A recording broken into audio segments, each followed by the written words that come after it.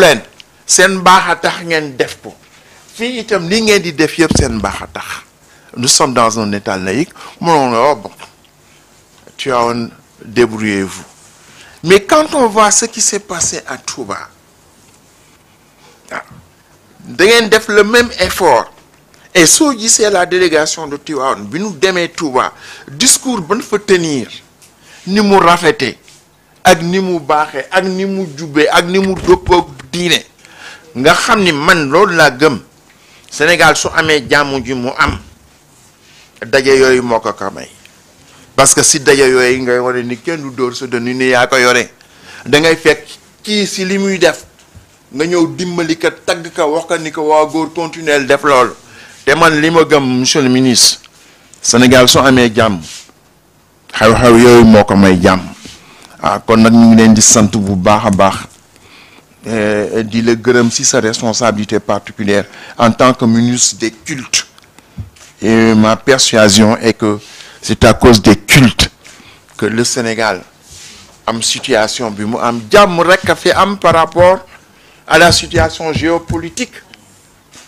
de nos voisins kooku nag na nga ko sant mag ñi parce que gis nga murid yi li ñu toll ci Sénégal tijaan yi toll ko ci Sénégal seytaane mën na ñëw facilement teqale leen waaye liggéey bi ñu liggéeyu mag la liggéeyu baatin la waaw ñoom ak ñeneen kilifa dañu liggéeyal yàlla fay leen ci jàmm jooju nag doo ko gis nga moi ce qui me passionne c'est la situation de la Somalie xam nga yeneen pays yëpp mën nga gis ay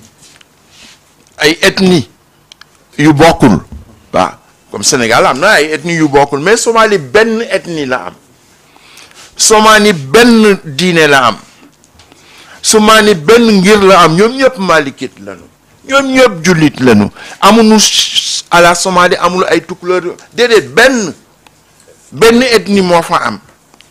mais te pourtant depuis 30 ans ñii dañu jaar nii ñii jaar nii ñii di rayante ñun yàlla musal nañu si loolu man dama gëm sëñ Habib que suñu yàlla musalee si loolu ñaanu mag ñi la liggéeyu ay waliyu yu nekk fii yàlla nangul leen seen liggéey monsieur le ministre vous avez une très grande responsabilité dans ce domaine li may ñaan yàlla mais mu yokkal la sa doole keroog damay gis lorsque la jeunesse chrétienne est allée visiter le pape, le nouveau pape. Et j'ai vu le même type de préoccupation quant à la sécurité. Que yépp nek si jàmm ba pape bi dans sa première sortie def ko si jàmm yàlla def na ko gis nga loolu yàlla may nañu ko ñaan yàlla rek mu dimbali la si sa responsabilité di la jotal nag xalif bi wax dëgg yàlla kontaan na sa taxawaay kontaan na si sa taxawaay ak lii yëpp mënoon leen si bañ fekk mais il y a tous les démembrements de l'État il y a la sollicitation quotidienne qui les appelle ailleurs mais ils ont perdu toute une journée pour li nga xam ni jar na ko kalif bi kontaan na rakkam yi nga xam ni sëñ Maodo ak sëñ Bay si Abdou ñoom ñëpp kontaan nañu ñu lay ñaanal yàlla lii nga xam ni moom la ñu sumb te yonent bi rekk ko moom keneen moomu ko yàlla si yàlla jox kàttan ba nga li nga si yéene yàlla mottali ko loolu rek laa ni woon ni naa ko si yokk wasalaamu aleykum wa rahmatullahi taala wa barakatuhu.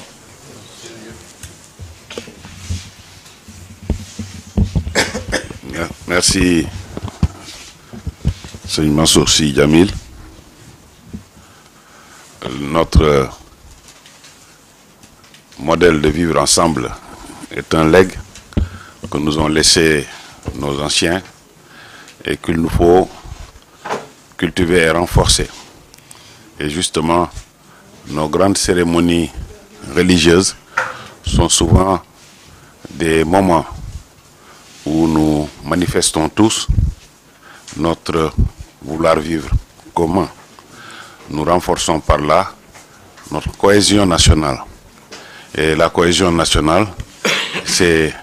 l'une des premières conditions pour le développement. Merci pour ces belles paroles. J'avais ouvert en wolof, je clôture en français pour que les journalistes ne me demandent pas un point de presse à la fin. Sëñ Mansour Sy Djamil, chef de délégation, Sëñ Moustapha Sy, président du comité d'organisation du Gamou de Tivaouane, chers dignitaires Tidjane, membres du comité d'organisation du Gamou de Tivaouane, monsieur le gouverneur de la région de Thiès, mesdames, messieurs les directeurs nationaux ou chefs de service, mesdames, messieurs, nous sommes bien arrivés au terme de cette réunion nationale qui s'est bien déroulée par la grâce de Dieu. Les engagements retenus au cours de la réunion du comité régional de développement connaissent, nous l'avons tous constaté, un niveau d'exécution acceptable. C'est pourquoi je demande enfin au gouverneur de la région de Thiès d'assurer le suivi des décisions arrêtées à l'occasion de cette réunion nationale. Aux représentants des différentes structures de l'État impliqués dans l'organisation du Gamou de Tivaouane, il faut veiller au respect des engagements que vous avez pris devant nous. Au directeur général de l'administration territoriale, d'assurer le suivi au quotidien de la mise en œuvre des décisions arrêtées au niveau central et territorial jusqu'à la fin du Gamou. Pour finir, je voudrais solliciter du Khalife général de Tidjane, Seigne Babacar Sy Mansour, des prières pour le président de la République, son Excellence M. Bassirou Diomaye Diakhar Faye, et tout le gouvernement dirigé par le Premier ministre M. Ousmane Sonko, pour qu'il réussisse le projet de transformation systémique du Sénégal. Pour finir, une deuxième fois, je félicite vivement les responsables du COSCAS qui ont travaillé en parfaite intelligence avec tous les services de l'État pour la réussite de ce Gamou édition 2025. Je vous remercie de votre présence et de votre participation et de votre aimable attention.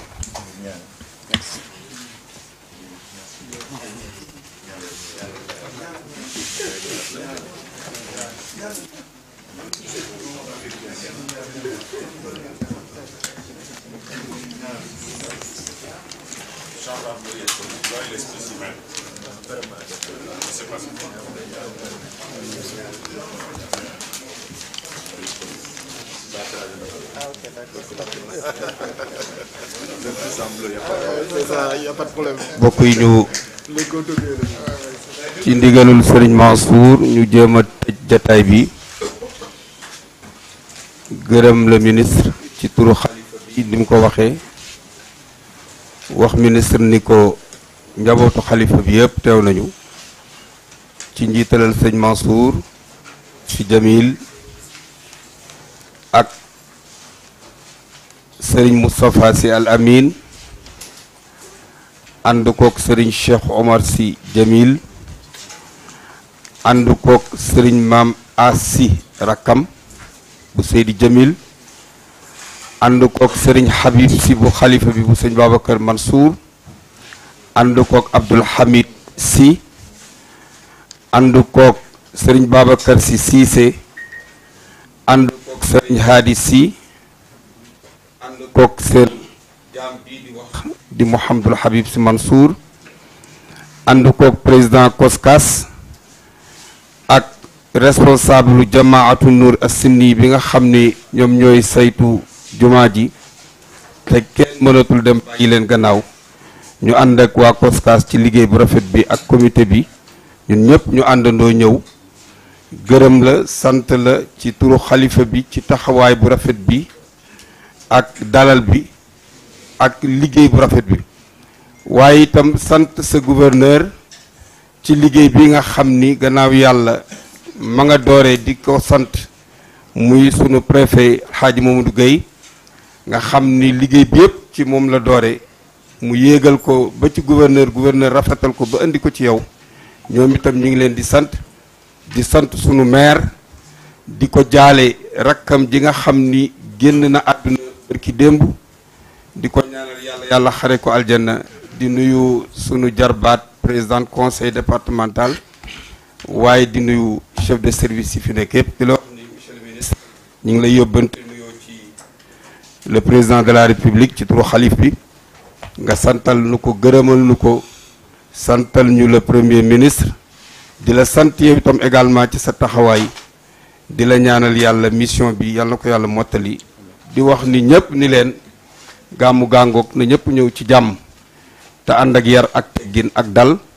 ak xam ni fi ñu jëm si comme ni ñu koy waxee rek ka fa tëdd ku mat a bàyyi xel la muy Seydi Hadj Malick ak njabootam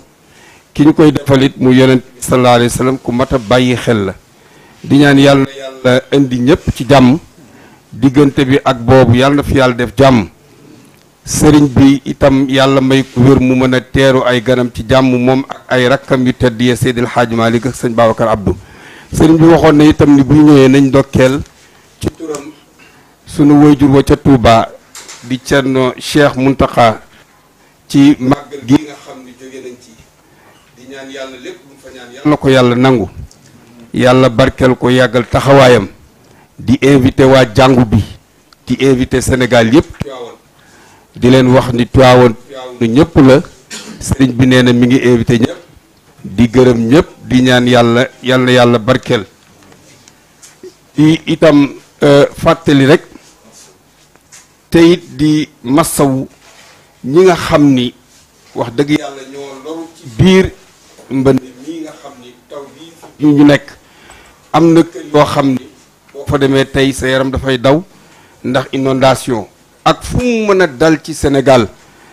sëriñ baa ngi lay massawu di ñaan yàlla natt yooyu yàlla teggil la ko ci jàmm tabaarakallahu di ñaan itam borom oto yi ñu xam ñu bàyyi xel pneu yi ndax route yi bu tawee ak usage yenn pneu yi ak ni ñuy dawee ci vitesse yi nit du lekk lu dul wërsëgam mi ngi ñaan rek nit ñi ñu ñëw ak dal xam ni kenn ku ci nekk bés gàmmu yamul ci benn bés am na ren amaat na am na yeneen xéewal yu yàlla indi nañ ko bàyyi xel bàyyiwaale xel itam commerçant yi ñu ngi leen di ñaan seen produit yi nga xam ni ñi ngi koy indi ca dëkk ba ñu bañ a profité rek ci biir nit ñi nañu bàyyi xel li ñuy jox doomu aadama yi di ñaan itam ñi nga xam ne ñi ngi ñëw muy daayira yi togg yi ñuy togg di ko indi Tiwaawan bu ñu sañoon ñu ñëw ba Tiwaawan door ko faa toggee ndax dañoo nekk ci jamonoy tàngoor te intoxication dafa yomb ñi ngi ñaan rek yéen daayira yi ku ciy togg ñëwal ba Tiwaawan nga soog a togg li ngay togg mais togg dara fanaanal ko 24 heures indi ko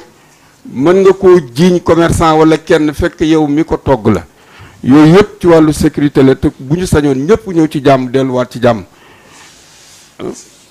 waaw bu ko defee rek loolu rek lañ ci doon wax ak it di ñaan waa Tiwaawan yi ak ñi nga xam ni ñi ngi ñëw mooy réseaux sociaux yi comme ni ñu ko waxee woon rek jël sa téléphone di def sa live dem ci ruq di fa wane lu la neex wala ngay wax lu la neex loola du Tiwaawan damay wax ni Tiwaawan gàmm gi moom dëgg-dëgg Tiwaawan waxoon naa ko barki démb Seydi Hadj Malick ak ñëpp a ko bokk ku ñëw sa Tiwaawan jënd fa sa kër tabax fa liggéey fa def lu la neex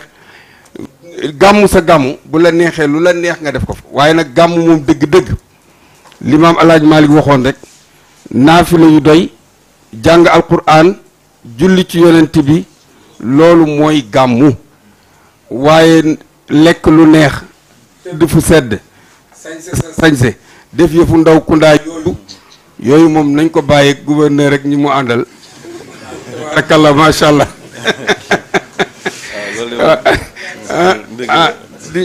di ñaan yàlla it yàlla nañ yàlla may zéro accident yàlla bu benn accident am tabarakallahu ñu ngi ziar ñëpp di ndokkeel ñëpp di wax ni itam am na benn itam nouvelle boo xam ni sëriñ bi bëgg na ko waxtaan naa ci sëñ Moustapha ren dafa mel ni dafa xaw a tardé waaye bëgg nañ ci xalaat incha allahu taala pour affaire kii bi cérémonie officielle réception bi ñu jéem a xool waaw mi ngoog ñu jéem a xool nan la ñuy fexee ba gën koo taxaw parce que gis nañu ni ci biir bésu gàmmu gi dafay xat torop waaye incha allahu taala fii déwén dinañ ci waxtaan xool nan la ñu mën a fexee ba génn ci soit def ko ci bésu noppalu bi benn heure boo xam ni du bokk ak culture yi ñu ciy def culture yi ñu ciy def ak yooyu ak programme yi waaw loolu yëpp ñi ngi ciy xalaat ñi ngi ñaan yàlla rek yàlla yóbbuñ ci jàmm sëriñ baa ngi leen di gërëm di leen sant di gërëm waa Sénégal yëpp di massawu ñëpp di ñaanal ñi fi jóge yàlla na yàlla xare leen aljanna ñi feebar yàlla na yàlla saafara leen ñi nekk ci xat-xat yàlla na yàlla génn leen ci ñi ngi ziar di ndokkeel ñu jàng fatiha ak salaatul fatiha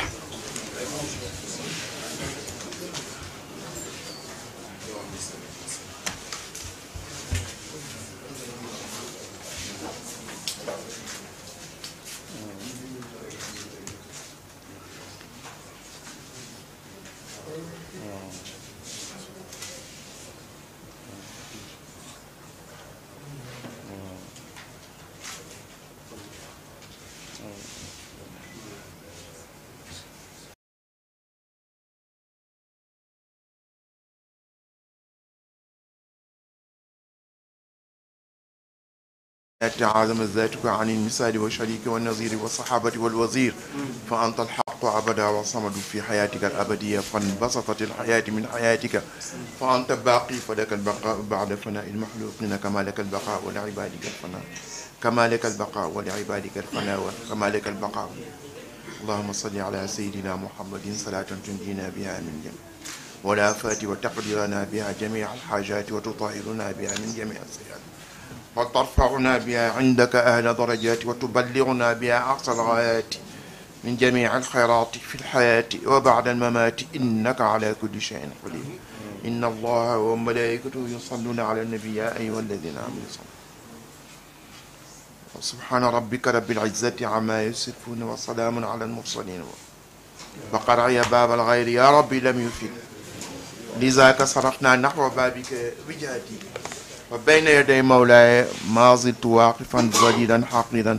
مستغيثا لشدتي آمين آمين آمين يا رب العالمين